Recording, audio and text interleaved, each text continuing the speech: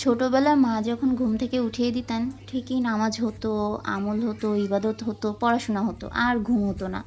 কিন্তু যখন বড় হয়েছি আস্তে আস্তে সব ছেড়ে দিয়েছি। ফজরের পর না ঘুমাতে হয়ই না। তো ম্যাম বলেছে যে তোমরা যদি লেট করে আসো 50 টাকা জরিমানা, এবং যদি না আসো একদিন 100 টাকা জরিমানা। তো তারপর থেকে আমি আজকেই চিন্তা করলাম আমি খুব ভোরে উঠবো, ফজরের নামাজ পড়বো, আর ঘুমাবো না। তারপর দেখলাম অনেক টাইম থেকে যায়।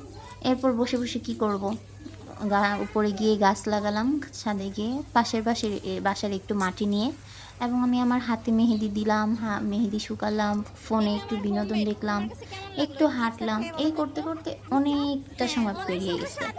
তো আমি সকাল সকাল চলে গেলাম ইউসেফে। আলহামদুলিল্লাহ আমি ফার্স্ট গিয়েছি, যেখানে আমি সবার লাস্টে যেতাম। আসলে লেট করে উঠতাম, এটা আমারই দোষ। আর ম্যাম যদি একটু হার্ড না হতো হয়তো আমার যাওয়াই হতো না।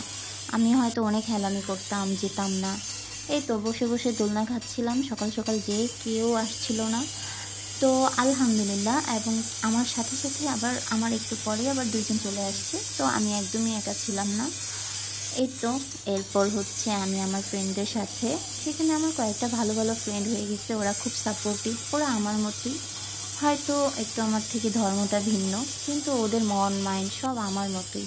আলহামদুলিল্লাহ, আমি যেখানেই যাই আমার নিজের মতন করে কিছু মানুষ পাই যারা আমাকে বুঝায়, এবং তাদের সামনে আমি এমন থাকি যে আমি কিছুই বুঝি না, আসলে আমি একদম কম বুঝি।